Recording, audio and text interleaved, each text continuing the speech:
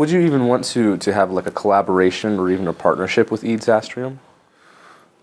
It'd be interesting to talk about.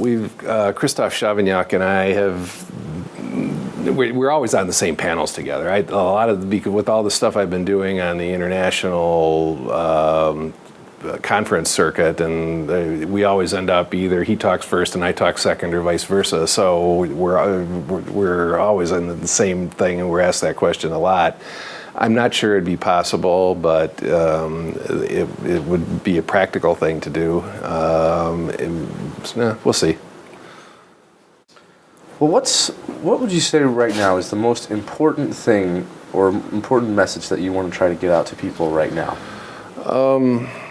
Well, there were a lot of rough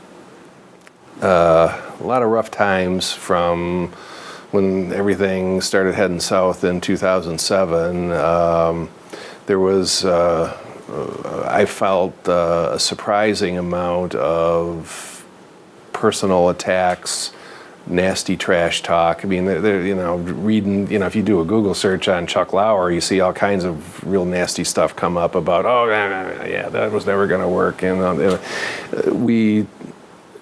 perseverance is, I think, and the people that I'm working with think that perseverance is a respectable thing to do. It's an honorable thing to do, and sometimes things go bad, and you need to hunker down and work hard and come back out of it and find a way to get through it. And that's what we've been doing for the last 5 years.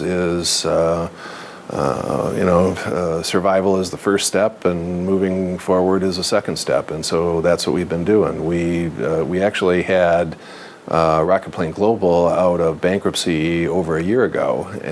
We didn't really say much about it because we needed to see what was going to happen on the Kistler side and whether any of that was ever going to be salvageable, or whether we were going to be able to get anything back for the orbital side of the company.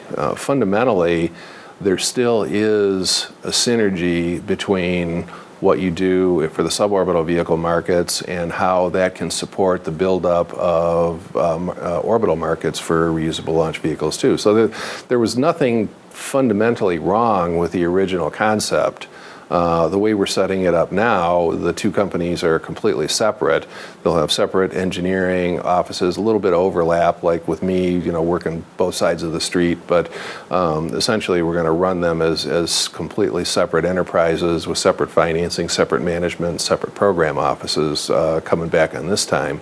But the synergy between a suborbital ROV and an orbital ROV is still not a completely bad idea, and so we want to try and support that.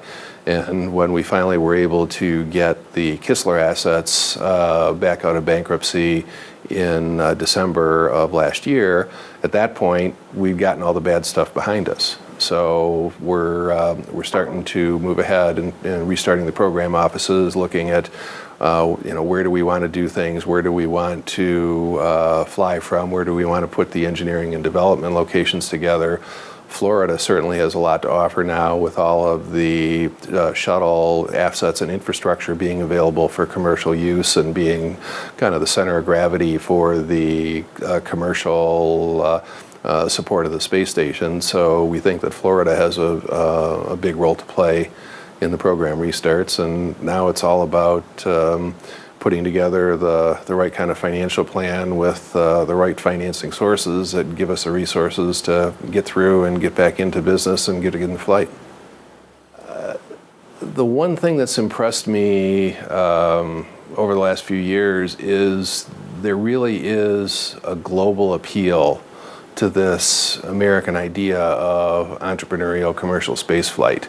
The learning curve and the getting over the giggle factor from 2001, when Dennis Tito forced his way through a whole series of circumstances and challenges to be the first paying person to visit the space station, to 2012, that last 11 years has seen a complete change in mentality, and people all over the world now realize that this is a market, it is real, it is the next big thing in terms of humanity's move into space. It's a good thing. It's encouraging for me to see this kind of reaction, and it does make me think that sometime in the next 20 or 30 years, that original vision from my grad school days of large spin gravity space habitats and the Lagrange points and orbital commerce and space solar power and all those other things that are a follow-out